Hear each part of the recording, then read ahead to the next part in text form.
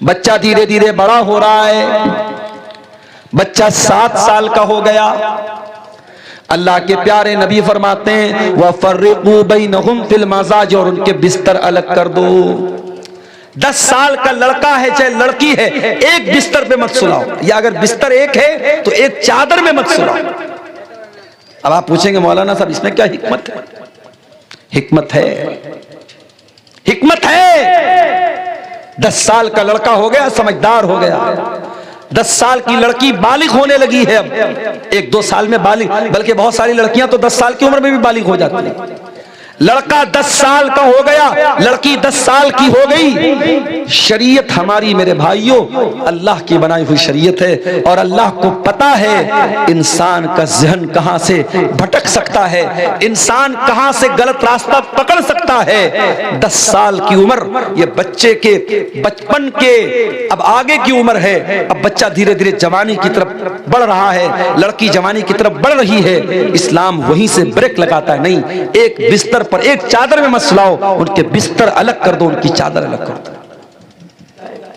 युस्बिहुर रजुलु मोमिना, सुबह को एक इंसान मोमिन होगा, व युमसी काफिरा, और शाम होते होते काफिर हो जाएगा। व युमसी मोमिना, और शाम को काफिर होगा, और शाम को मोमिन होगा, और सुबह होते होते काफिर हो जाएगा। अपने ईमान को 12 घंटे भी वो सुरक्षित नहीं कर पाएगा, 12 घंटे भी नहीं बचा पाएगा। हालात आप देखिए मेरे भाई, इसी बिहार की सरजमीन पर कितने मुसलमान हैं जिनका कल्चर, जिनका रहन सहन, जिनके त्योहार आप उठा के देख लें, इस्लाम कहीं आपको नजर नहीं आएगा। अभी एक वीडियो सोशल मीडिया पर आया, बिरयानी की देग रखी हुई है, बिरयानी की पतीली रखी हुई है, और एक औरत उस बिरयानी की देग का तवाफ कर रही है। मुसलमान औरत, शायद वो बिरयानी बड़े पीर साहब के नाम से बनाई गई होगी, 11वीं शरीफ की बिरयानी रही होगी। उस बिरयानी का तवाफ कर रही है, उस बिरयानी को सजदा कर रही है, उस बिरयानी को चूम रही है। कौन? मुसलमान औरत। अल्लामा इकबाल ने कितनी सच्ची बात कही थी, वज़ा में तुम हो नसारा तो तमद्दुन में हुनूद, ये मुसलमान है जिन्हें देख के शर्माए यहूद। हम दूसरों को क्या तौहीद का पाठ पढ़ाएंगे जब हमारा खुद मुसलमान भाई कभी कब्र पे सजदा कर रहा है, कभी मजार पे सजदा कर रहा है, कभी अपने पीर साहब के आगे सजदा कर रहा है, और अब तो बिरयानी की पतीली और बिरयानी की देग के आगे भी सजदा हो रहा है। इतनी जहालत है। अभी एक त्योहार गुजरा हमारे हिंदू भाइयों का, धनतेरस का त्योहार।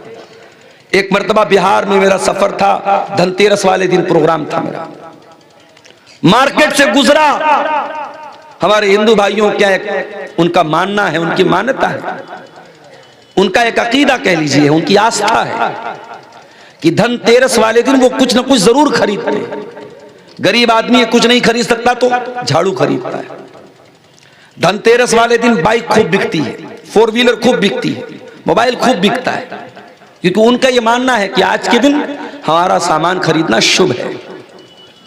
इसी बिहार की धरती पर मैंने देखा, पटना से आ रहा था मैं, रास्ते में जो मार्केटें पड़ रही हैं, देखा मुसलमान औरतें, मुसलमान मर्द भी लाइन में लगे हुए हैं। तो मुझे लोगों ने बताया कि मुसलमान भी बहुत सारे गांवों में और बहुत सारे इलाकों में मुसलमान भी ये मानता है धनतेरस के दिन कुछ ना कुछ जरूर खरीदना चाहिए। ये मुसलमान का हाल है। अपने दीन का, अपने ईमान का, अपने अकीदे का कोई अता पता नहीं है। इस्लाम के अंदर इतनी सादगी, इतना सिंपल दीन है ये। इस्लाम के अंदर कोई फालतू त्योहार नहीं है। सिर्फ 2 त्योहार हैं, ईद उल फित्र है, ईद उल अजहा है, और इन 2 त्योहारों पर भी कोई नाच नहीं, कोई गाना नहीं, कोई म्यूजिक नहीं, कोई हराम काम नहीं, कोई जिना नहीं, कोई बदकारी नहीं, कोई फहाशी नहीं। इस्लाम वो मजहब नहीं है जो आपको इजाजत दे देता हो कि खुशी के नाम पे कुछ भी कर लो। इस्लाम के अंदर अगर आप कुर्बानी का गोश्त भी खा रहे हैं तो कुर्बानी का गोश्त खा के आपको शराब पीने की छूट मिल जाए, ये इस्लाम के अंदर नहीं है। दूसरे मज़ाहिब में हो सकता है, आज के दिन खूब गोश्त खाओ, खूब दारू पी लो, इस्लाम में इसकी इजाजत नहीं है। खुशी के मौके पर भी आपको अपनी हद में रहना है, अपनी औकात में रहना है, अपनी लिमिट में रहना है। खुशी के नाम पर भी आप कोई ऐसा काम नहीं कर सकते जिसकी इस्लाम में इजाजत नहीं है। मदीना में एक शादी थी, अल्लाह के प्यारे नबी भी शादी में गए हुए थे। छोटी छोटी बच्चियां अरबी जबान की नज़म पढ़ रही थी, गीत पढ़ रही थी और प्यारे नबी की तारीफ कर रही थी। अपनी उसी अरबी की नज़म में उन बच्चियों ने कहा, वफीना नबियुन यालमु मा फी गदी, हमारे बीच में एक ऐसा नबी है जो आने वाले कल की बात को जानता है, जो भविष्य की बातों को जानता है, जो फ्यूचर की बातों को जानता है। अल्लाह के प्यारे नबी के कानों में ये जुमले पड़ गए। आपने उन बच्चियों से कहा, ऐ बच्चियों, ये मत कहना, इसको दोबारा मत पढ़ना, इस लाइन को छोड़ दो, बाकी तुम पढ़ रही थी पढ़ती रहना। आपने खुशी के मौके पर भी उन बच्चियों को कोई ऐसी नात पढ़ने की, कोई ऐसी लाइन पढ़ने की परमिशन नहीं दी जो गलत हो, जो इस्लाम के अंदर जायज न हो। इस्लाम तो वो मजहब है मेरे भाई। दुनिया के और मज़ाहिब में इंसान अगर मर गया, कहीं बैंड बाजा बजा करके उसकी अर्थी निकल रही है, कहीं सारे लोग कोई चीज पढ़ रहे हैं, या गम के नाम पर सब लोग रो रहे हैं, बड़ी बड़ी बातें कर रहे हैं। इस्लाम में गम के नाम पर भी आपको अपनी हद से निकलने की इजाजत नहीं दी। आपके जितने भी करीबी रिश्तेदार का इंतकाल हो जाए, बच्चे का इंतकाल हो जाए, माँ को इजाजत नहीं, बेटे का इंतकाल हो जाए, बाप को इजाजत नहीं, बीवी का इंतकाल हो जाए, शौहर को इजाजत नहीं कि वो अपने गरेबान को चाक करे, अपना कपड़ा फाड़े, अपने गाल पे थप्पड़ मारे। अल्लाह के प्यारे नबी फरमाते हैं, लैसा मिन्ना मन लतमल खुदूदा व शक्कल जुयूबा व दाब दावल जाहिलिया, वो इंसान हम में से नहीं है जो दौरे जाहिलियत की पुकार पुकारे, जो गम की हालत में अपने चेहरे पर, अपने रुखसार पर थप्पड़ मारे, जो अपने गरेबान को चाक करे। गम की हालत में भी इस्लाम में इसकी इजाजत नहीं है। हमारे नबी के ऊपर क्या गम नहीं है? हमारे नबी ने 3 बेटियों का जनाजा उठाया। 3 बेटियों का इंतकाल प्यारे नबी की जिंदगी में हुआ। 3 बच्चों का इंतकाल, कासिम का, अब्दुल्ला का, इब्राहिम का, 3 बच्चों का इंतकाल, 3 बेटों का इंतकाल नबी के सामने हुआ। नबी अपने बच्चों के मरने पर नबी की आंखों से आंसू भी आए, नबी रोए भी हैं, और नबी के आंसुओं का जिक्र हमें हदीस की किताबों में मिलता है। उठाइए बुखारी की रिवायत, अल्लाह के प्यारे नबी को बच्चा हुआ हजरत मारिया के पेट से। आपको भी शौक था, आपको भी अरमान था, अल्लाह मुझे बेटा दे दे। आपके 2 बेटे पहले पैदा होकर के बचपन में ही इंतकाल कर गए थे, तीसरा बेटा था। आपने बहुत खुश होकर के अपने बच्चे का नाम इब्राहिम रखा, अपने बाप इब्राहिम के नाम पर। आपने अरब के दस्तूर के मुताबिक बच्चे को देहात भेजा, ताकि देहात के माहौल में बच्चा दाई के पास दूध भी पिएगा और देहात की आबो हवा में पलेगा बढ़ेगा, उसकी सेहत भी अच्छी होगी, उसकी जुबान भी अच्छी होगी। आपने अपने बच्चे को देहात भेजा। आपका बेटा 1 साल या 1.5 साल का था। आपके पास खबर आई कि आपका बेटा बहुत बीमार है। आप अपने साहबा को लेकर के इब्राहिम को देखने के लिए पहुंचे। इब्राहिम को लाया गया। आपने इब्राहिम को अपनी गोद में लिया, अपने हाथ में लिया। बुखारी के अल्फाज हैं, वह इब्राहिम यजूद बिनफ्सी, इब्राहिम अपनी आखिरी सांसें ले रहे थे। इब्राहिम का दम टूट रहा है, इब्राहिम की सांसें उखड़ रही हैं और अल्लाह के प्यारे नबी अपने बच्चे को दम तोड़ता हुआ देख रहे हैं। अल्लाह के प्यारे नबी की आंखों से आंसू बहने लगे, आप रोने लगे। साहबे किराम ने कहा, अय अल्लाह के नबी, हम ये क्या देख रहे हैं, आप रो रहे हैं, आपकी आंखों से आंसू बह रहे हैं। आपने फरमाया, हाय मेरे सहाबा, हाज़िही रहमतुन जअलहा अल्लाहु फी क़ुलूबि इबादी। ऐ मेरे सहाबा, ये आंसू तो एक बाप के आंसू हैं जो अपने बेटे के लिए रो रहा है। एक बाप अपने बच्चे के ऊपर आंसू बहा रहा है। ऐ मेरे सहाबा, मेरा बच्चा दुनिया से जा रहा है, अपने बेटे को मरता हुआ देख करके एक बाप की आंखों से आंसू बह रहे हैं। उसके बाद आपने क्या फरमाया, जरा गौर करना मेरे भाइयों। आपने फरमाया, इन्नल ऐना तदमा वल क़ल्ब यहज़ुन वला नक़ूलु इल्ला मा यरज़ा रब्बुना व इन्ना बिफ़िराक़िका या इब्राहीम लमहज़ूनून। ऐ मेरे बच्चे इब्राहिम, तेरे जाने से तेरे बाप की आंखों से आंसू बह रहे हैं, तेरे बाप का दिल गमगीन है। और ऐ मेरे बच्चे, तेरे जाने से तेरा बाप बहुत दुखी है, मगर तेरा बाप अपनी जबान से कोई ऐसी बात नहीं निकालेगा जिससे अल्लाह नाराज हो जाए। यह है इस्लाम। बेटे के इंतकाल पर भी मोहम्मद रसूलुल्लाह सल्लल्लाहु अलैहि वसल्लम ने अपनी जबान से कोई ऐसा जुमला नहीं निकाला जिससे अल्लाह नाराज हो जाए। और आगे बढ़िए, बुखारी की एक दूसरी हदीस देखिए। अल्लाह के रसूल के पास खबर आई कि आपके किसी नवासे या नवासी की तबीयत बहुत ज्यादा खराब है, आखिरी टाइम है, आपकी बेटी ने बुलवाया है कि अब्बा जान को बुला के लाओ, मेरा बेटा दुनिया से जा रहा है, मेरी बेटी बहुत बीमार है, दुनिया से जा रही है, जाओ मेरे अब्बा को बुला के लाओ। गौर करो मेरे प्यारे साथियों, अल्लाह के प्यारे नबी अपनी औलाद से बहुत मोहब्बत करते थे, और जब इंसान अपनी औलाद से मोहब्बत करता है तो नेचुरल बात है औलाद की औलाद से भी बहुत मोहब्बत करता है। अगर आपको अपनी बेटी से मोहब्बत है तो बेटी के बच्चों से, यानी अपने नवासों और अपने नवासियों से भी आपको मोहब्बत बहुत ज्यादा होगी, ये नेचुरल बात है। अल्लाह के प्यारे नबी को भी अपने नवासे से बहुत ज्यादा मोहब्बत थी, लेकिन जब बेटी का पैगाम आया, अब्बा को बुलाया जा रहा है, अल्लाह के प्यारे नबी ने बेटी के पास पैगाम भिजवाया, जाओ मेरी बेटी से कह देना, इन्ना लिल्लाहि मा आता व लहू मा अखज़ व कुल्लु शैइन इंदहू बिअजलिन मुसम्मा।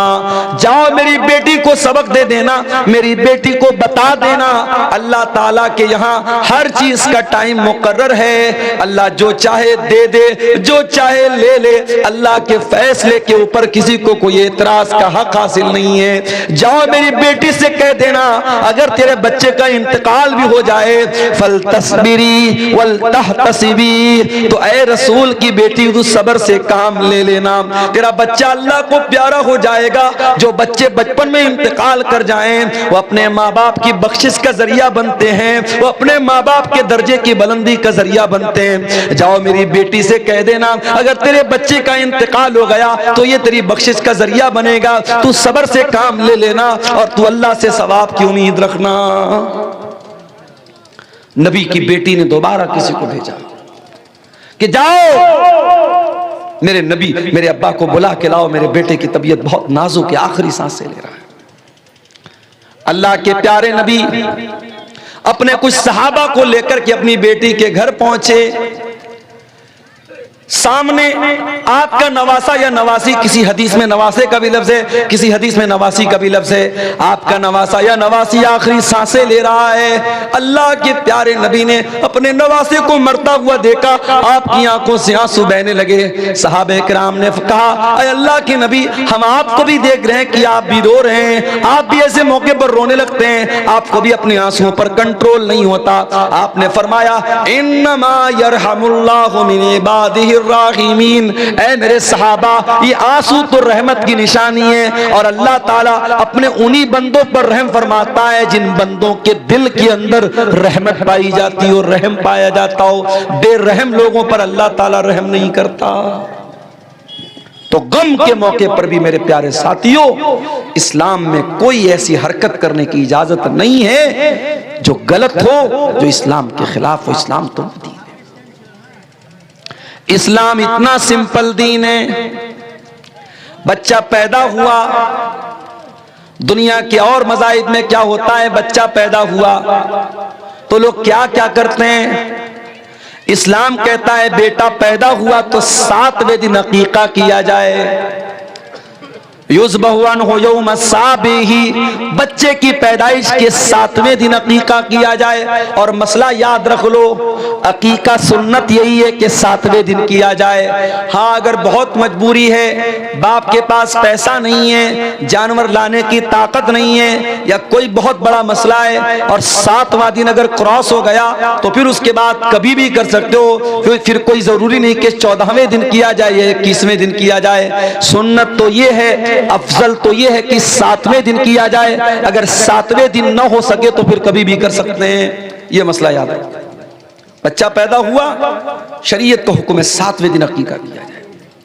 और बाप के पास अगर ताकत है अकीका करने की और फिर भी अकीका नहीं करता है और बाद में मौलवी साहब से पूछता है, मौलवी साहब वलीमा हो रहा है घर में, क्या उसमें अकीका कर सकता हूं? क्या कुर्बानी कर रहा हूं बकरीद के मौके पर, क्या कुर्बानी में अकीका का भी जानवर ला सकता हूं क्या? याद रखो, अगर बच्चे की पैदाइश के 7वें दिन ताकत थी और आपने नहीं किया तो गलत किया और इसका जवाब अल्लाह के आपको देना पड़ेगा। इसलिए कि अल्लाह के नबी फरमाते हैं, कुल्लु गुलामिन मरहूनुम बिअकीकतिही, हर बच्चा अपने अकीका की वजह से गिरवी रहता है। गिरवी का मतलब समझते हैं आप? गिरवी मिसाल के तौर पर मैंने आपको मोबाइल गिरवी के तौर पे दिया और 10,000 रुपया आपसे मैंने उधार लिया। अब ये 10,000 रुपया जो मैंने उधार लिया है, जब तक मैं अदा नहीं करूंगा मुझे मेरा मोबाइल वापस नहीं मिलेगा। गिरवी का ये मतलब होता है। अल्लाह के नबी फरमाते कुल्लु गुलामिन मरहूनुम बिअकीकतिही, बच्चा गिरवी रहता है अपने अकीका की वजह से। जब तक उसका अकीका नहीं कर देंगे बच्चा अपने माँ बाप की बख्शिश का जरिया नहीं बनेगा। या ये कह लीजिए कि बच्चे की तरबियत का और बच्चे के बाप होने का जो हक है वो आपका हक अधूरा माना जाएगा और अल्लाह के आपकी पकड़ होगी कि आपके पास ताकत थी, पैसा था, रुपया था, आपने बच्चे का अकीका क्यों नहीं किया? 7वें दिन अकीका किया। और क्या करना है? वह युसम्मा, और बच्चे का नाम रखना है। और नाम भी बहुत सोच समझ के रखना है, क्योंकि नाम का असर पड़ता है इंसान की जिंदगी पर। बंगाल और बिहार में और खास तौर से आपकी शेरशाबादी बिरादरी में नामों के सिलसिले में मैं कभी कभी बड़ा परेशान हो जाता हूं। बड़े उल्टे सीधे नाम मिल जाते हैं। मुसलमान लड़का है और नाम बिल्कुल गैर इस्लामी या उल्टा सीधा नाम, न अरबी में वैसा कोई नाम है, न उर्दू में वैसा कोई नाम है। नाम रखो तो एक बार किसी आलिम से मशवरा कर लो। एक जगह एक औरत ने अपनी बच्ची का नाम रखा अलम तरा। किसी ने पूछा भाई तुमने ये नाम कहां से रखा? बोली कुरान में आया अलम तरा। अरे अल्लाह की बंदी, अलम तरा कुरान में तो आया, कुरान में तो इबलीस भी आया है, कुरान में तो फिरौन भी आया, कुरान में तो हामान भी आया। किसी लफ्ज का कुरान में आना ये इस बात की दलील नहीं है कि उसको नाम बना लिया जाए। आजकल एक नया ट्रेंड चला है इंटरनेट पर देख करके नाम रखने का। इंटरनेट पर नाम देखा अनानिया, नाम रख दिया अनानिया। अरे अल्लाह के बंदे, अनानिया का क्या मतलब होता है? तू अरबी जबान जानता नहीं, तू किसी आलिम से कांटेक्ट करता नहीं, तू इंटरनेट के फतवे पर अमल करता है। अपने बच्चे का सही नाम रखो। या तो अपने बच्चों का नाम सहाबा के नाम पे रखो, सहाबियात के नाम पे रखो, नबियों के नाम पे रखो। या अगर लड़का पैदा हुआ है तो अल्लाह ताला के 99 नामों में से किसी एक नाम को ले लो और साथ में अब्द लगा दो। जैसे अल्लाह के 99 नामों में एक नाम अर्रज़्ज़ाक़ है, आप अब्द लगा के अब्दुल रज़्ज़ाक़ कर सकते हो। अल्लाह के 99 नामों में अर्रहमान है, आप अब्द लगा के अब्दुल रहमान कर लो, अब्दुल वहाब कर लो, जितने अल्लाह ताला के जितने नाम हैं उसमें आप अब्द लगा करके बच्चे का नाम, लड़के का नाम रख सकते हैं। या सहाबा के नाम पे रख दीजिए, सहाबियात के नाम पे रख दीजिए। और अल्लाह के नबी फरमाते वयुहलक़ु रासुहु, बच्चे का नाम रखा जाए, 7वें दिन बच्चे का अकीका किया जाए और बच्चे का बाल मुड़वाया जाए। 7वें दिन बच्चे का बाल मुड़वाया जाए। और उस हदीस से यह भी पता चलता है कि बाल के वजन के बराबर चांदी अल्लाह की राह में सदका की जाए। यह है इस्लाम की तालीम। बच्चा पैदा हुआ, इस्लाम की तालीम यह है। और आगे बढ़ो, बच्चा थोड़ा समझदार हुआ, इस्लाम ये कहता है कि तू बाप है, तू मां है। बच्चा तुझसे सीखता है। बच्चा स्कूल बाद में जाता है, मदरसा बाद में जाता है, पहले मां से सीखता है, पहले बाप से सीखता है। बाप अगर सिगरेट पीने वाला है, बाप गुटखा खाने वाला है, बाप शराब पीने वाला है, बाप गाली देने वाला है, बच्चे को सिखाने की जरूरत नहीं है। बच्चा तेरे कहे बगैर गाली देना शुरू कर देगा, तेरी गैर मौजूदगी में सिगरेट का कश लगाना भी शुरू कर देगा। बच्चा बुरी आदतों को अपने बाप से पहले सीखेगा। माँ अगर बेहया है, माँ पर्दे का ख्याल नहीं करती, माँ नमाज नहीं पढ़ती, माँ को जबान पर कंट्रोल नहीं है, माँ शौहर की नाफरमानी करती है, माँ शौहर के साथ बदतमीजी करती है, छोटी बच्ची है 4 साल की 5 साल की, अपनी माँ को देख करके सब सीख रही है।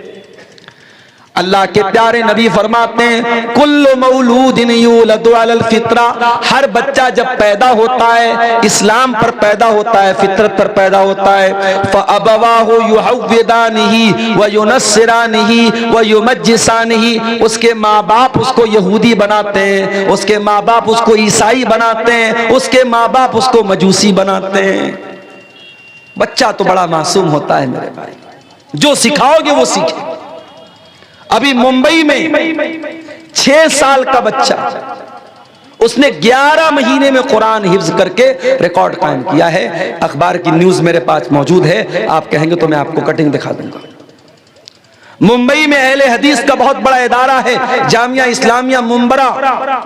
उस बच्चे ने, जो एक आलिम का लड़का है, बाप आलिम है उसके, 11 महीने में 6 साल का बच्चा कुरान पूरा याद कर लेता है। और ये कमाल उस बच्चे का भी है और ये कमाल कुरान का भी है कि अरबी जबान उसकी भाषा नहीं है, उसकी लैंग्वेज अरबी नहीं है। वो हिंदुस्तान का रहने वाला, वो इंडिया का रहने वाला, वो उर्दू बोलने वाला बच्चा है। कुरान अरबी जबान में है, उसकी लैंग्वेज नहीं है, उसके लिए विदेशी लैंग्वेज है, फॉरेन लैंग्वेज है, मगर कुरान एक गैर जबान होने के बावजूद बच्चा फौरन उसको पढ़ता है और कैच कर लेता और याद कर लेता है। ये मोजज़ा है मेरे प्यारे साथियों कुरान हकीम का। और इसीलिए अल्लाह ताला कुरान में कहता है वलक़द यस्सरनल कुरान लिज़्ज़िक्रि फ़हल मिन मुद्दकिर, हमने कुरान को आसान बनाया है याद करने के लिए, है क्या कोई कुरान को याद करने वाला? हमने कुरान को आसान बनाया नसीहत हासिल करने के लिए, है कोई नसीहत हासिल करने वाला? कुरान को समझना भी आसान है और कुरान को याद करना भी आसान है। इसीलिए उलमा कहते हैं बच्चे को आलिम बनाना है तो पहले कुरान का हाफिज बनाओ। जितने बड़े बड़े आलिम आए सब हाफिज कुरान भी हैं। अल्लामा एहसान इलाही ज़हीर इतने बड़े आलिम मुकर्रिर हमारे पड़ोसी मुल्क के शहीद हो गए, अल्लाह उनकी कब्र को रहमतों से भर दे, कुरान के हाफिज थे। इस दौर के उलमा की अगर आप बात करें, अल्लामा जलालुद्दीन कासमी कुरान के हाफिज हैं, शेख अब्दुल हसीब मदनी कुरान के हाफिज हैं, शेख अब्दुल अजीम मदनी कुरान के हाफिज हैं। जितने बड़े बड़े उलमा और खतीब आपको मिलेंगे वो कुरान के हाफिज मिलेंगे। बच्चे को आलिम बनाना है, बच्चे को दीनदार बनाना है, शुरुआत कुरान के हिफ्ज से करो। बच्चा धीरे धीरे बड़ा हो रहा है, बच्चा 7 साल का हो गया, आप 5 टाइम नमाज पढ़ने जा रहे हैं, माँ 5 टाइम नमाज पढ़ रही है, मगर अपने बच्चे को कभी नहीं बोलते, अपनी बच्ची को कभी नहीं बोलते कि बेटी तू भी नमाज पढ़ा कर। ओ मेरे प्यारे साथियों, 7 साल की उम्र में जब बच्चे को नमाजी बनाओगे तो 17 साल की उम्र में आपको कहना नहीं पड़ेगा, बच्चा ऑटोमेटिक नमाज का टाइम होगा, मस्जिद में चला जाएगा। अल्लाह के प्यारे नबी फरमाते हैं मुरू औलादकुम बिस्सलाती वहुम अबनाउ सबई सिनीन, जब तुम्हारे बच्चे 7 साल के हो जाएं उनको नमाज का हुक्म दो, वज़रिबूहुम अलैहा, और जब तुम्हारे बच्चे 10 साल के हो जाएं और नमाज न पढ़े तो उनकी पिटाई करो, वफ़र्रिक़ू बैनहुम फिल मज़ाज, और उनके बिस्तर अलग कर दो। 10 साल का लड़का है चाहे लड़की है, एक बिस्तर पे मत सुलाओ, या अगर बिस्तर एक है तो एक चादर में मत सुलाओ। अब आप पूछेंगे मौलाना साहब इसमें क्या हिकमत है? हिकमत है, हिकमत है। 10 साल का लड़का हो गया, समझदार हो गया, 10 साल की लड़की बालिग होने लगी है, अब 1-2 साल में बालिग, बल्कि बहुत सारी लड़कियां तो 10 साल की उम्र में भी बालिग हो जाती है। लड़का 10 साल का हो गया, लड़की 10 साल की हो गई। शरीयत हमारी मेरे भाइयों अल्लाह की बनाई हुई शरीयत है, और अल्लाह को पता है इंसान का ज़हन कहां से भटक सकता है, इंसान कहां से गलत रास्ता पकड़ सकता है। 10 साल की उम्र ये बच्चे के बचपन के अब आगे की उम्र है। अब बच्चा धीरे धीरे जवानी की तरफ बढ़ रहा है, लड़की जवानी की तरफ बढ़ रही है। इस्लाम वहीं से ब्रेक लगाता है, नहीं, एक बिस्तर पर एक चादर में मत सुलाओ, उनके बिस्तर अलग कर दो, उनकी चादर अलग कर दो। कभी गौर करना, आप तो नमाज पढ़ते हैं, आपने अपने बच्चों को नमाज के लिए कितनी बार बोला है? इसीलिए कुरान में अल्लाह बार बार हमको ये हुक्म देता है नमाज की पाबंदी भी करना है, और अपनी फैमिली को, अपने परिवार को भी नमाज का हुक्म देना है। हजरत इस्माइल के बारे में अल्लाह कुरान में कहता है वकान यअमुरु अहलहु बिस्सलाह, इस्माइल अपने घर वालों को नमाज का हुक्म दिया करते थे। अल्लाह सूरह ताहा के अंदर फरमाता है वअमुर अहलका बिस्सलाति वस्तबिर अलैहा, खुद भी नमाज की पाबंदी करो और अपने घर वालों को, अपने बच्चों को, अपने परिवार को भी नमाज का हुक्म दो। और हदीस में अल्लाह के नबी फरमाते हैं रहीमल्लाहु रजुलन काम मिनल लैल, अल्लाह ताला रहमत नाजिल करे उस इंसान के ऊपर जो रात में उठ करके तहज्जुद पढ़ता है, क़ियामुल लैल पढ़ता है, वह आई कज़म रातहु, और अपनी बीवी को उठाता, अपनी अहलिया को उठाता है। अगर बीवी इनकार कर देती है, अपनी बीवी के चेहरे पर पानी छिड़क देता है, लेकिन बीवी को उठाता है, और अल्लाह ताला रहमत नाजिल करे उस औरत के ऊपर जो रात में उठ करके तहज्जुद पढ़ती है और अपने शौहर को भी उठाती है, और शौहर अगर इनकार कर देता है तो शौहर के चेहरे पर पानी छिड़क करके उसको उठाती है। परिवार हो तो ऐसा हो, जोड़ी हो तो ऐसी हो, फैमिली हो तो ऐसी हो कि मर्द और औरत, मियां और बीवी, पति और पत्नी एक दूसरे के दीन के सिलसिले में मददगार बने, एक दूसरे के दीन की मदद करें। अगर बाप से गलती हो रही है तो बेटा अपने बाप को होशियार करे, बेटा गलती कर रहा है तो बाप अपने बेटे को डांटे। परिवार ऐसा होना चाहिए मेरे भाई। हजरत उमर बिन अब्दुल अजीज को देखो, कौन है ये जब खलीफा होते हैं, इनके पहले के जो लोग थे उन्होंने अवाम के साथ बहुत जुल्म किया था, बहुत मजलूमों का हक मारा था। उमर बिन अब्दुल अजीज खलीफा होते हैं, अब उनके सर के ऊपर ये जिम्मेदारी आ जाती है कि जितने लोगों के साथ अत्याचार हुआ है, जुल्म हुआ है, हक मारा गया है, उनका हक उनको दिला दें, किसी पर अन्याय न होने दें, किसी पर अत्याचार न होने दें। खलीफा का इंतकाल हुआ, हजरत उमर बिन अब्दुल अजीज के हाथों में चार्ज आया, पूरी रात गुजर गई, लिखा पढ़ी भी करनी है, फॉर्मेलिटी भी है, सारे लोगों को जिम्मेदारी भी देना है, पूरी रात हो गई, फजर की अजान हो गई। हजरत उमर बिन अब्दुल अजीज फजर की नमाज पढ़ने के बाद अपने कमरे में आते हैं और बिस्तर पर लेटने जाने लगते हैं। उनका बेटा अब्दुल मलिक आता है, 17 साल का जवान बेटा है, आकर के कहता अब्बा जान, अय अब्बा जान, अय अमीरुल मोमिनीन, क्या करने जा रहे हैं? कहा बेटा आराम करने जा रहा हूँ, सुस्ताने जा रहा हूँ, रात भर का जगा हूँ, बहुत मेहनत पड़ी है, बहुत काम पड़ा है, अब तेरा बाप आराम करने जा रहा है, सुस्ताने जा रहा है, अब ज़ोहर तक सो जाऊंगा और ज़ोहर की अजान होगी, उठूंगा, नमाज पढ़ूंगा, उसके बाद अपने काम पे लग जाऊंगा। बेटा कहता है अब्बा जान, क्या आप इस बात की गारंटी ले सकते हैं कि ज़ोहर की नमाज तक आप जिंदा रहेंगे, आपकी सांस चलती रहेगी, आपका दिल धड़कता रहेगा, क्या आप इस बात की गारंटी ले सकते हैं? कहा नहीं मेरे बेटे, ज़ोहर तक तो छोड़ दो, एक पल की गारंटी नहीं ले सकता, 1 मिनट की गारंटी कोई नहीं ले सकता। उन्होंने कहा बेटा मैं गारंटी तो नहीं ले सकता। कहा अब्बा जान, कल तक आप अब्बा जान थे, आज मेरे अब्बा जान होने के साथ साथ आप अमीरुल मोमिनीन भी हैं, आप मुसलमानों के खलीफा भी हैं, और बहुत सारे लोगों की नजरें आप पर लगी हुई हैं। बहुत सारे मजलूम हैं, मजबूर हैं, वो इंतजार में कि उमर बिन अब्दुल अजीज आएगा और मेरा हक मुझको दिलाएगा, मेरे साथ जो अन्याय हुआ है, जो नाइंसाफी हुई है, उस नाइंसाफी को खत्म करेगा।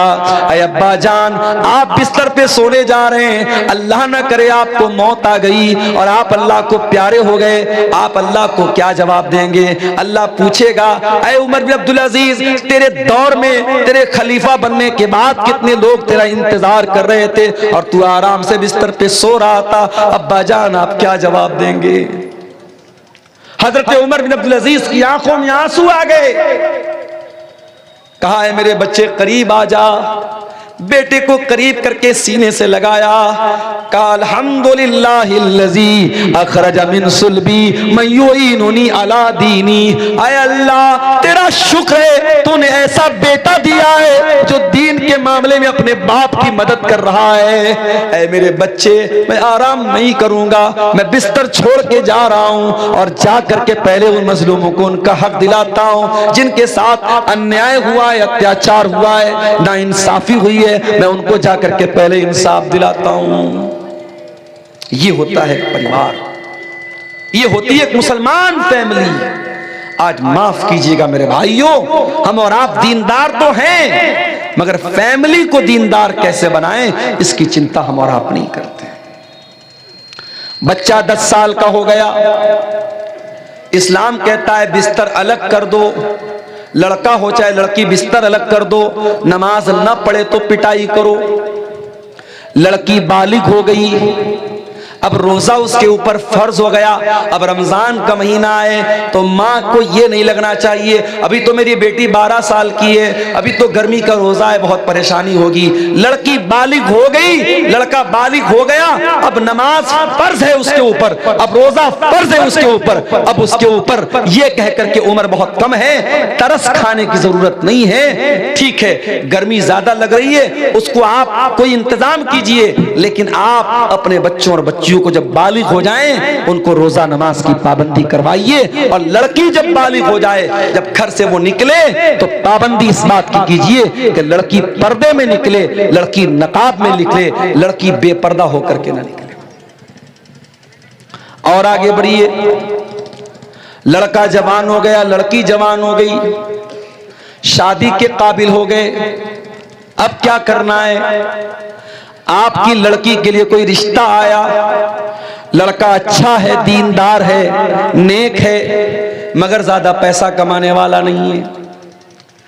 आपको क्या लगता है, अगर मैं करोड़पति हूं तो मेरा दामाद भी करोड़पति होना चाहिए? अगर मेरे पास इतनी जमीनों जायदाद है, मेरी बेटी भी जमीनों जायदाद वाले घर में जानी चाहिए, चाहे उस घर में दीन नाम की कोई चीज ना हो, इस्लाम नाम की कोई चीज ना हो, कुरान नाम की कोई चीज ना हो, मगर मेरी बेटी महल में जानी चाहिए, मेरी बेटी गरीब घर में नहीं जानी चाहिए। कान खोल करके सुन लो मेरे प्यारे साथियों, अगर ये सोच आपकी है तो सोच बदल लो। अल्लाह के प्यारे नबी फरमाते हैं, इज़ा खतब इलैकुम मिम्मन तरदौन दीनहु व खुल्क़हु, जब तुम्हारी लड़की के लिए ऐसा रिश्ता आए, लड़का दीनदार है, लड़का बाखलाक है, फज़व्विजूहु, तो अपनी लड़कियों की शादी ऐसे लड़कों से कर दिया करो। इल्ला तफ़अलू, अगर तुम ऐसा नहीं करोगे, तकुन फितनतुन फिल अर्ज़ि, तो जमीन में फसाद फैल जाएगा, फितना फैल जाएगा, बिगाड़ फैल जाएगा। आपके बिहार में तो फिर भी गनीमत है। मेरा एक प्रोग्राम हुआ था महाराष्ट्र में, एक जगह पड़ती है आकोट, महाराष्ट्र में एक जगह है आकोट, वहां लड़के लड़कियां 30-30 साल के, 35-35 साल के हो गए, शादी नहीं हो रही। क्यों साहब? गवर्नमेंट जॉब होनी चाहिए, सरकारी नौकरी होनी चाहिए। अब सरकारी नौकरी कोई इतनी आसान तो नहीं है भाई, इतनी आसानी से तो सरकारी नौकरी नहीं मिलने वाली। अब लड़के को सरकारी नौकरी नहीं मिल रही है तो शादी नहीं हो रही। कान खोल करके सुन लो, औलाद के साथ ये जुल्म बंद करो, या न्याय बंद करो। औलाद जब शादी के काबिल हो जाए, चाहे लड़का हो चाहे लड़की, उसकी शादी करो। और जमीन जायदाद सब यही रह जाएगा। अगर आपने अपने लड़की के लिए दीनदार दामाद नहीं देखा, पैसा देखा, जमीन देखी, जायदाद देखी, कल आपको पछताना पड़ेगा। आपको जमीन तो मिल जाएगी, जायदाद तो मिल जाएगी, मगर आपकी बेटी जब रातों को रोएगी और कहेगी अल्लाह मेरे माँ बाप ने मुझे फंसा दिया इस जालिम के साथ मेरा निकाह करके, उस वक्त आप अल्लाह को क्या जवाब देंगे? ये सोचें।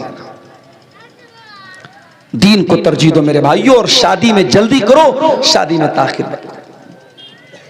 अगर आप लड़के की शादी कर रहे हैं, बहू लाना चाहते हैं, कैसी बहू लाएंगे? अल्लाह के प्यारे नबी फरमाते हैं तुनकहुल मरातु लिअरबईन, औरत की शादी होती है तो 4 चीजें औरत के अंदर देखी जाती हैं। लिमालिहा वले हसबिहा वले जमालिहा वले दीनिहा, औरत का पैसा देखा जाता है, औरत की खूबसूरती देखी जाती है, औरत का खानदान देखा जाता है, और औरत की दीनदारी देखी जाती है। आपने फरमाया फज़फर बिज़ाति दीन, तुम दीनदार औरत को अपने घर में लेके आ जाओ, कामयाब हो जाओगे। तुम्हारे घर में दीनदार बहू आएगी, रोजा नमाज करने वाली बहू आएगी, पर्दा करने वाली बहू आएगी, दीन सीखने वाली सिखाने वाली बहू आएगी, आपके पूरे घर को दीनदार बना देगी। और आपने खूबसूरती देखी, रुपया पैसा देखा, खानदान देखा, और दीनदारी को नहीं देखा, तरीबती यदा का, तो आपके हाथ खाक में मिल जाएंगे, आप बर्बाद हो जाएंगे, मिट्टी में मिल जाएंगे। कामयाब होना है तो दीनदार औरत को मेरे भाइयों बहू बना करके। और आगे बढ़िए, लड़के लड़की की शादी हो गई, पति पत्नी के बंधन में बंध गए। अब इस्लाम क्या कहता है? मियां बीवी का रिश्ता प्राइवेट रिश्ता है, और प्राइवेट को प्राइवेसी में रखा जाए। मियां बीवी अपनी सीक्रेट बात किसी को ना बताएं, यह भी बड़ा चलता है।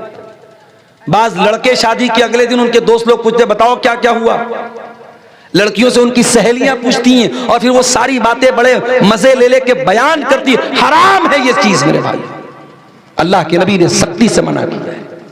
मियां बीवी का रिश्ता बहुत ही प्राइवेट रिश्ता है, इस रिश्ते की बातें बेडरूम के बाहर नहीं जानी चाहिए। इसीलिए अल्लाह ताला कुरान में कहता है हुन्ना लिबासुल लकुम व अंतुम लिबासुल लहुन्ना, तुम अपनी बीवियों के लिए लिबास हो, तुम्हारी बीवियां तुम्हारे लिए लिबास हैं। लिबास जो होता है ना, एक तो लिबास ऊपर से इंसान पहनता है, और एक लिबास वो होता है जो इंसान की बॉडी के साथ अटैच होता है। इंसान बनियाइन पहने हुए है, अब बनियाइन एक प्राइवेट चीज है, तो अल्लाह ताला ने कहा कि मियां बीवी एक दूसरे के लिए लिबास है। अब लिबास में प्राइवेसी भी आ गई और लिबास में खूबसूरती भी आ गई, यानी शौहर की जिंदगी में बीवी खूबसूरती बन के आती है, बीवी की जिंदगी में शौहर खूबसूरती बन के आता है, और दोनों एक दूसरे के लिए प्राइवेसी होते हैं, एक दूसरे का राज बन जाते हैं, एक दूसरे के राज की हिफाजत करते हैं। और आगे बढ़िए, शादी हो गई, जिंदगी की गाड़ी आगे बढ़ रही है। अब ऐसा तो नहीं है कि शौहर की हर बात बीवी को अच्छी लगेगी, बीवी की हर बात शौहर को अच्छी लगेगी। कभी तो झगड़ा होगा, कभी तो मसला होगा। कुरान कहता है अगर कभी मसला हो जाए फ़इज़ूहुन्ना, तो ऐ शौहरो तुम अपनी बीवी को समझाओ, अगर समझ जाए तो अच्छी बात है। वहजुरूहुन्ना फिल मज़ाज, अगर बातचीत से नहीं समझ पा रही हैं, फिर भी नाफरमानी कर रही हैं, फिर भी बदतमीजी कर रही हैं, फिर भी बदज़बानी कर रही हैं, तो कुरान कहता है बिस्तर अलग कर दो। अगर बिस्तर अलग करने से भी मामला हल नहीं हो रहा है तो कुरान कहता है वज़रिबूहुन्ना, हल्की मार उनको मार सकते हो, हल्की चपट लगा सकते हो, हल्की मार मार सकते हो। इस्लाम ये नहीं कह रहा है अगर बीवी ने खाने में नमक तेज कर दिया तो तलाक दे दो, बीवी ने कपड़े पर प्रेस किया, कपड़ा जल गया तो तलाक दे दो। आज इस्लाम के दुश्मनों को मसाला हमने दिया है।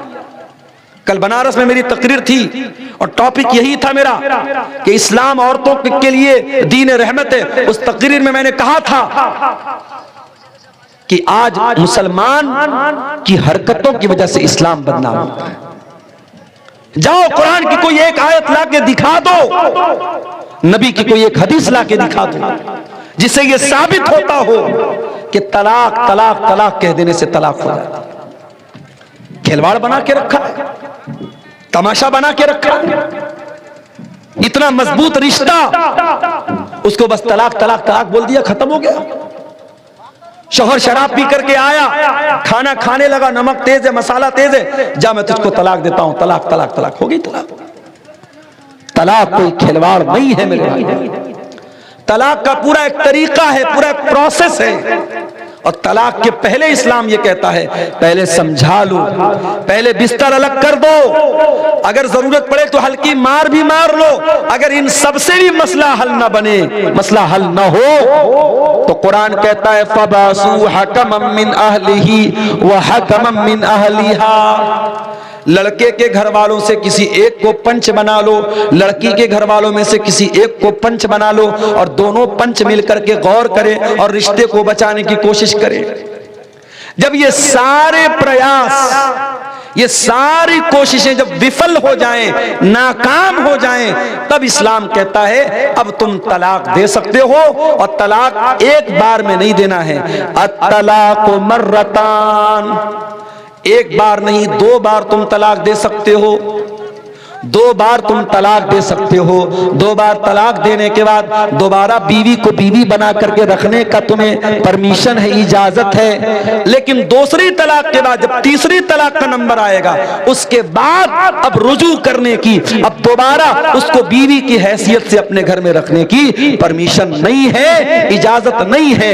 फरमाया अत-तलाक़ मर्रतान, 2 मरतबा तो तलाक दे करके तुम बीवी को रख सकते हो। उसके बाद क्या होगा? फ़इम्साकुम बिमारूफिन औ तसरीहुम बिइहसान। अब तीसरी मर्तबा या तो बीवी को रखना है या छोड़ देना है, तीसरी मर्तबा फिर आपको दोबारा चांस नहीं मिलेगा। इस्लाम ये भी कहता है अगर कोई शौहर बीवी का हक अदा नहीं कर पा रहा है किसी भी तरीके से, अगर शौहर जिस्मानी एतबार से बीवी का हक अदा नहीं कर पा रहा है, या शौहर के पास इतना माल नहीं है कि बीवी का हक अदा कर सके, तो अब ऐसी हालत में शौहर तलाक भी नहीं दे रहा है और बीवी का हक भी अदा नहीं कर रहा है, बीवी क्या करे? इस्लाम में उसका भी ऑप्शन मौजूद है। अगर शौहर बीवी का हक अदा नहीं कर रहा है, या बीवी शौहर से खुश नहीं है, बीवी शौहर के साथ रहना नहीं चाहती है, इस्लाम कहता है बीवी खुला ले सकती है। एक सहाबी की बीवी अल्लाह के नबी के पास आई, हजरत साबित बिन कैस की बीवी, कहा अल्लाह के नबी मैं साबित के बारे में कोई गलत बात नहीं बोलना चाहती, बस मैं इतना कहना चाहूंगी मैं शौहर की शिकवा शिकायत नहीं करना चाहती हूं, मैं उनके साथ रहना ही नहीं चाहती हूं। बीवी आकर के कह रही कि अल्लाह के रसूल मैं अपने शौहर के साथ रहना नहीं चाहती हूं। अल्लाह के नबी ने फरमाया कि तुमने मेहर में जो बाग लिया था वो बाग तुमको वापस करना पड़ेगा, रिटर्न करना पड़ेगा। उन्होंने कहा ठीक है मैं रिटर्न करती हूं। अल्लाह के नबी ने बाग शौहर को रिटर्न करवाया और उसके बाद खुला हो गया, निकाह को खत्म करा दिया। एक हैज की इद्दत गुजारने के बाद बीवी कहीं और निकाह कर सकती है। इस्लाम में इसका भी ऑप्शन मौजूद है। इस्लाम में हर प्रॉब्लम का सॉल्यूशन मौजूद है मेरे भाई।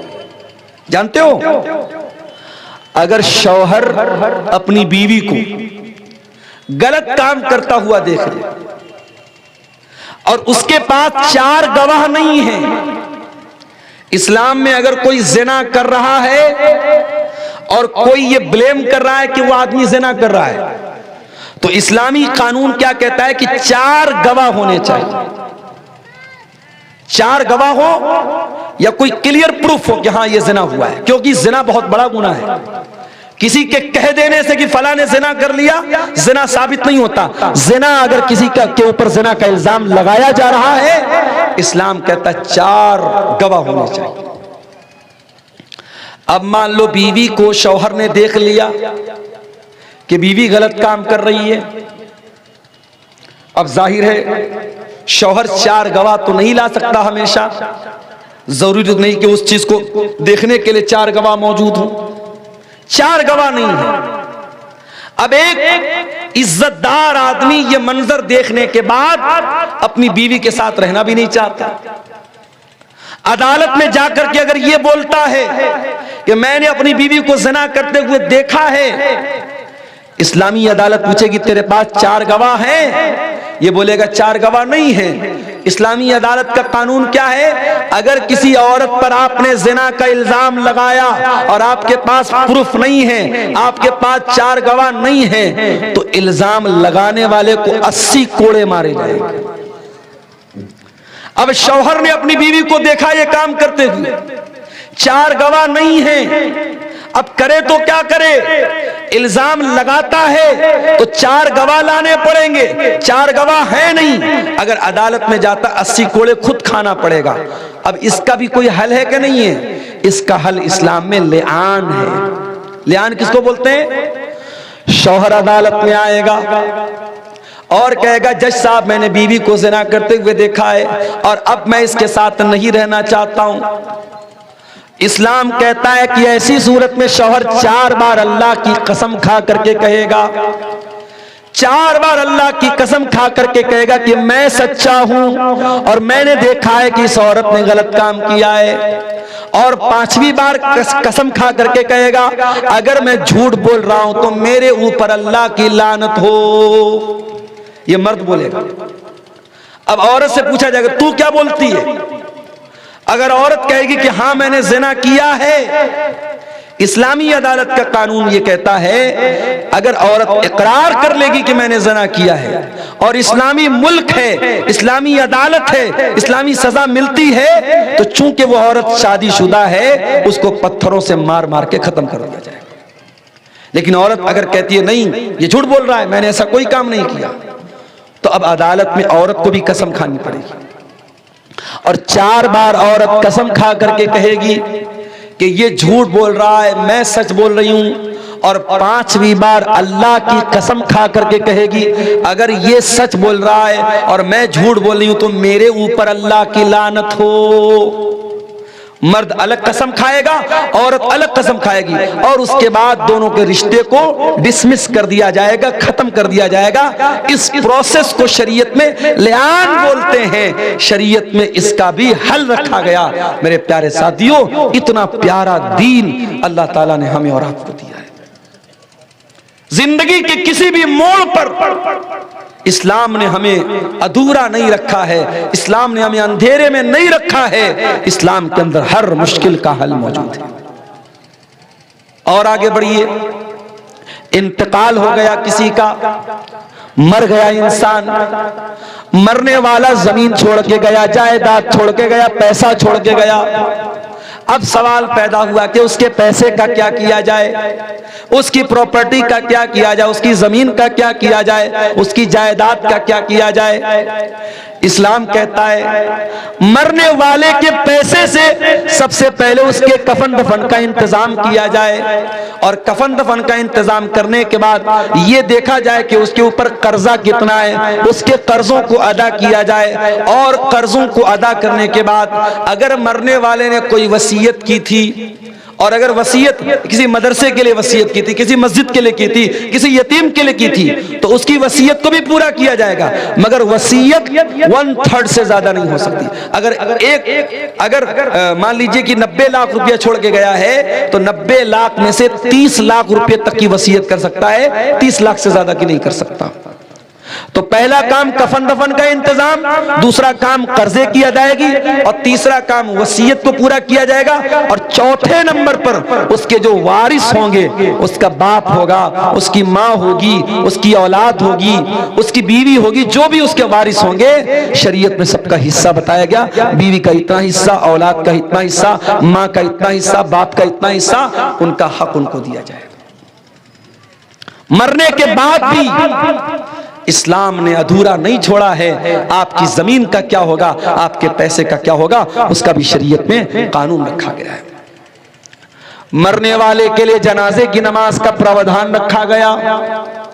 और कभी आपने गौर किया, जब हम जनाजे की नमाज पढ़ते हैं, सामने जनाजा होता है, तो जनाजे की नमाज में हम रुकू नहीं करते, सजदा नहीं करते, ऐसा क्यों? हर नमाज में रुकू है, हर नमाज में सजदा है, मगर जनाजे की नमाज में न रुकू है न सजदा। ऐसा क्यों है मेरे भाई?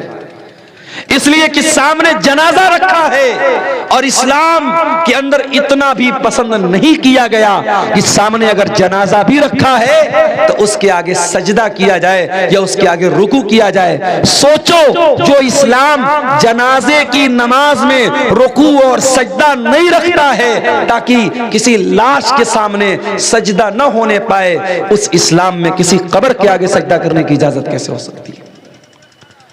बंगाल में कलियाचक एक जगह है, कलियाचक में एक मस्जिद में मैं गया नमाज पढ़ने, प्रोग्राम था मेरा, वहां पे मैं गया तो देखा कि मस्जिद के अंदर कब्र मौजूद है।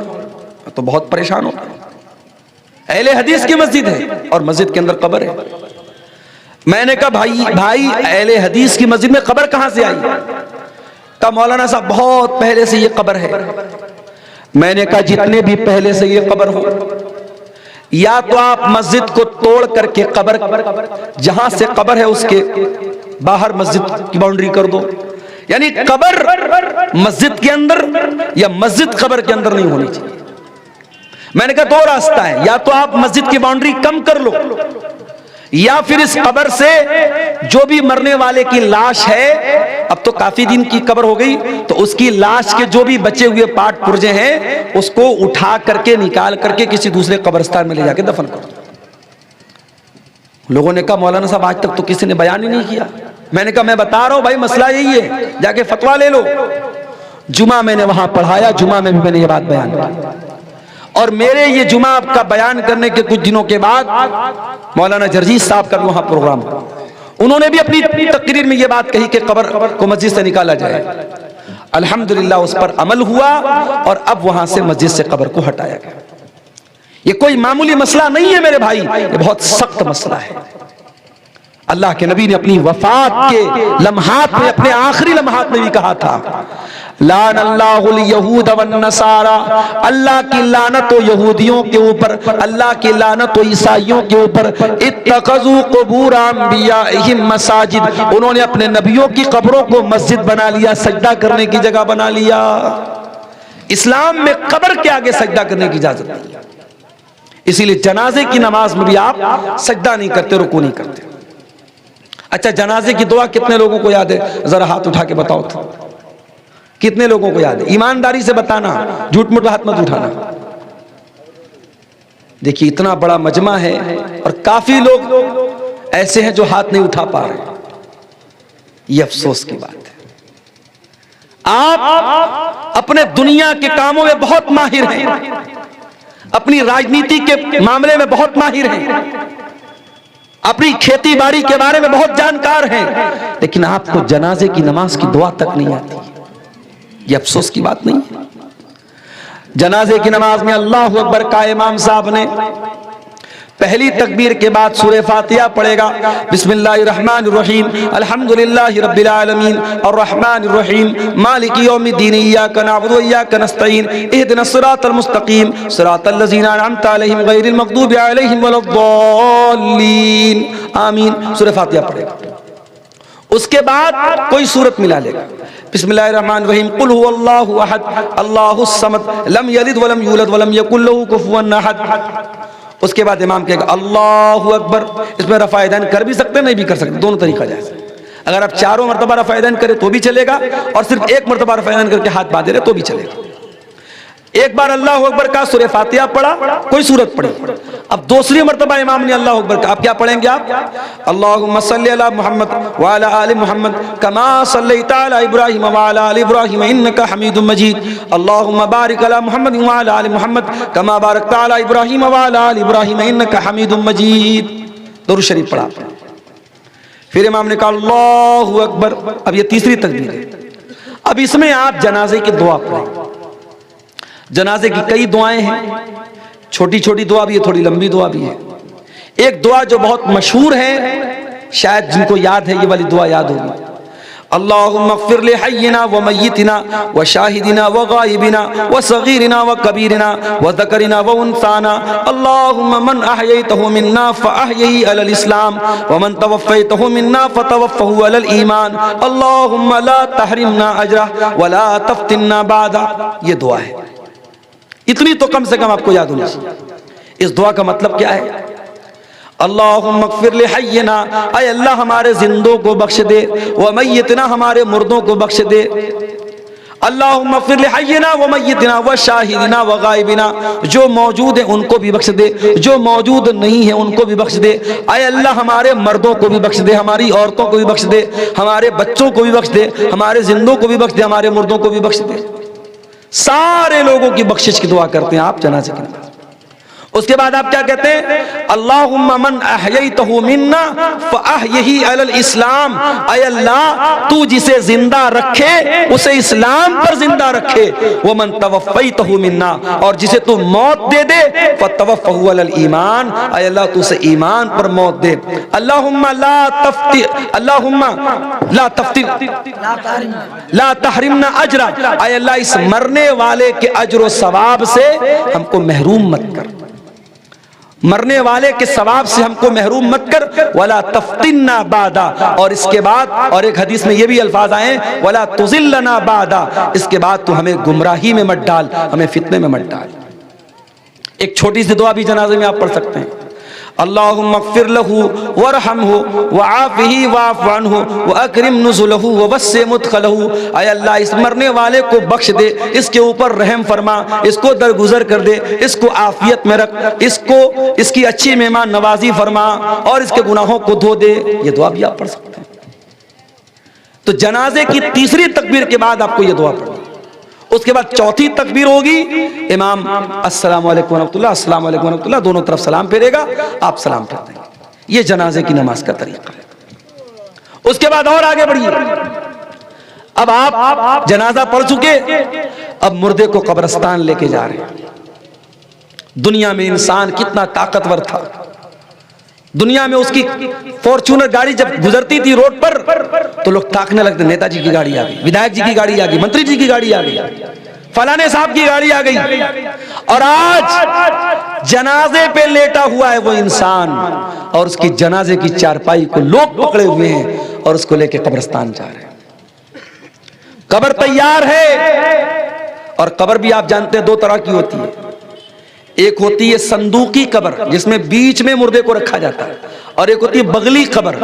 और अल्लाह के नबी की जो कब्र है वो बगली कब्र थी, जिसमें साइड में मुर्दे को रखा जाता है। तो कब्र में मुर्दे को उतारा जाता है। अब जब कब्र में उतारा गया, उसके बाद मिट्टी डाली जाती है। मिट्टी डालने के टाइम बहुत से लोग दुआ पढ़ते, मिनहा खलकनाकुम व मिनहा नुखरिजुकुम व फीहा नुईदुकुम तारतन उखरा। ये दुआ पढ़ते, ये साबित नहीं है, बस बिस्मिल्लाह पढ़ के आप मिट्टी डाल दीजिए। मिट्टी डाल दिया, हाथ झाड़ के चले आए।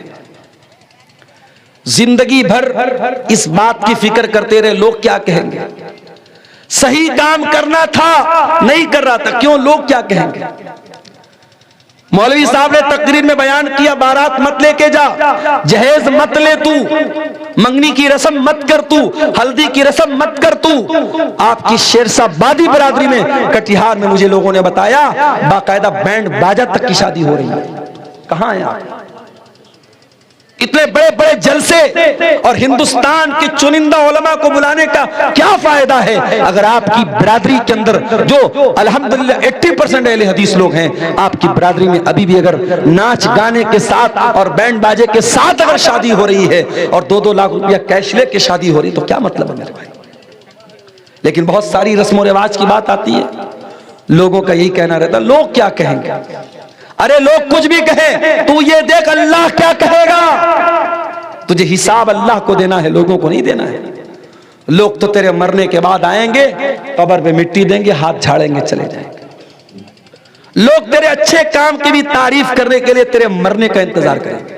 जिस दिन तू मरेगा, तेरी कब्र पे मिट्टी देने आएंगे, उस दिन कहेंगे कि हाँ यार आदमी तो बड़ा अच्छा था। जिंदगी में जिसने कभी आपको अच्छा नहीं कहा, वो मरने के बाद अच्छा कहेगा। लोगों को खुश मत करो मेरे भाई, अल्लाह को खुश करो, उसको राजी करो। लोग तो आपके मरने का इंतजार करते हैं। मैं कभी कभी तकरीर के लिए जब सफर करता हूं बहुत थक जाता हूं, सच्ची बता रहा हूं।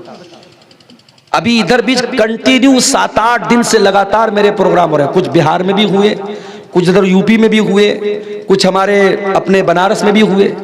रात में प्रोग्राम करके कभी ऐसा हुआ घर पहुंचा, कभी ऐसा हुआ घर नहीं पहुंचा।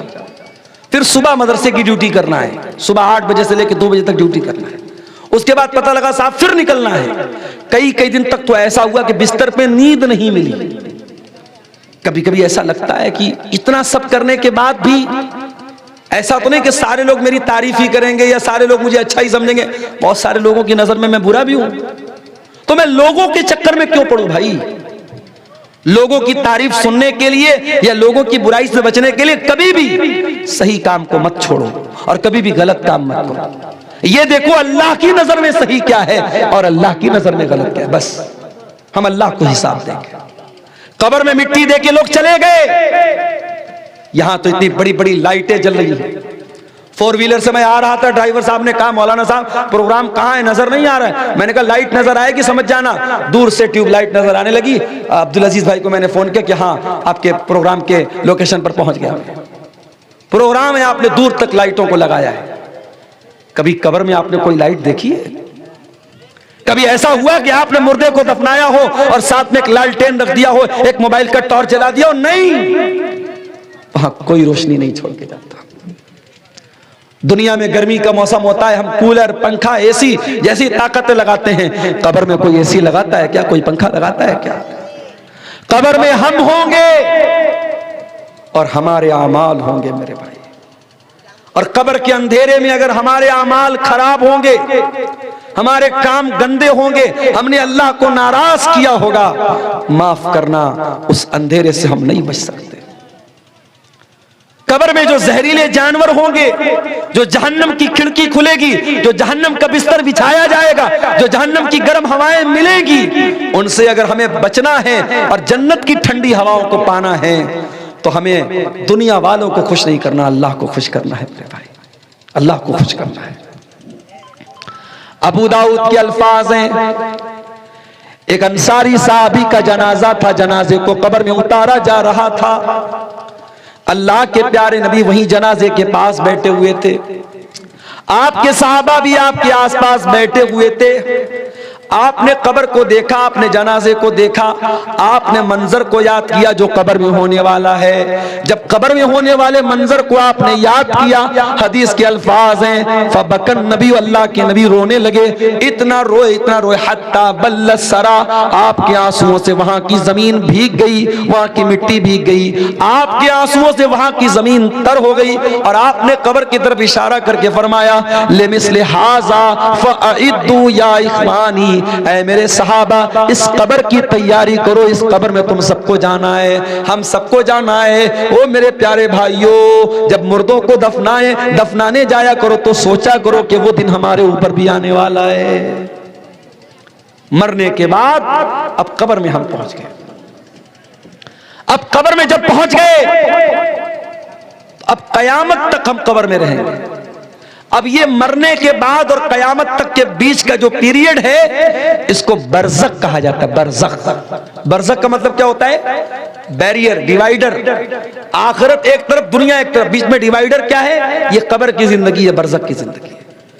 और इसी से ये मसला पता चला कि हम तो अपने मुर्दे को दफनाते हैं, हमारे हिंदू भाई तो अपने मुर्दों को जला देते हैं, हमारे पारसी मजहब के लोग तो अपने मुर्दों को चिल कौओं को खिला देते हैं, ईसाई लोग तो ताबूत में रख के मिट्टी के अंदर डाल देते हैं। हर मजहब में अंतिम संस्कार करने का अपना अपना तरीका है। और हमारे नबी फरमा रहे कि कब्र में अजाब भी होगा और कब्र में सवाब भी मिलेगा। तो जिसने जला दिया, जिसने चिल कौवे को खिला दिया, उसको कैसे अजाब मिलेगा, उसको कैसे सवाब मिलेगा? तो याद रखो मेरे भाई, कब्र का मतलब वो गड्ढा नहीं है। कब्र एक दुनिया का नाम है। कब्र एक अलग वर्ल्ड है, एक अलग दुनिया है, और उस दुनिया को हम बरज़ख कहते हैं। और ये भी याद रखो कि मरने के बाद अब दोबारा दुनिया में कोई वापस नहीं आ सकता।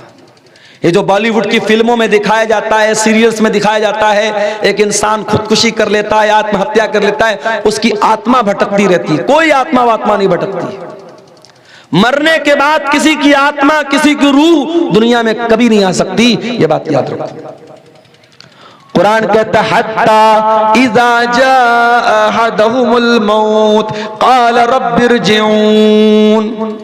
जब इंसान को मौत आ जाती है अल्लाह से कहता है अय अल्लाह एक चांस और दे दे, एक मौका और दे दे, रब्बिरजिऊन, एक बार दुनिया में दोबारा आने का मौका दे दे, लअल्ली अअमलु सालिहन फीमा तरक्तु, अय अल्लाह मैं वादा करता हूँ, मैं प्रॉमिस करता हूँ, मैं दुनिया में एक चांस तू और दे दे, मैं कोई गुनाह का काम नहीं करूंगा, कोई तुझे नाराज करने वाला काम नहीं करूंगा, अय अल्लाह मैं नेक अमल करूंगा, मैं अच्छा अमल करूंगा।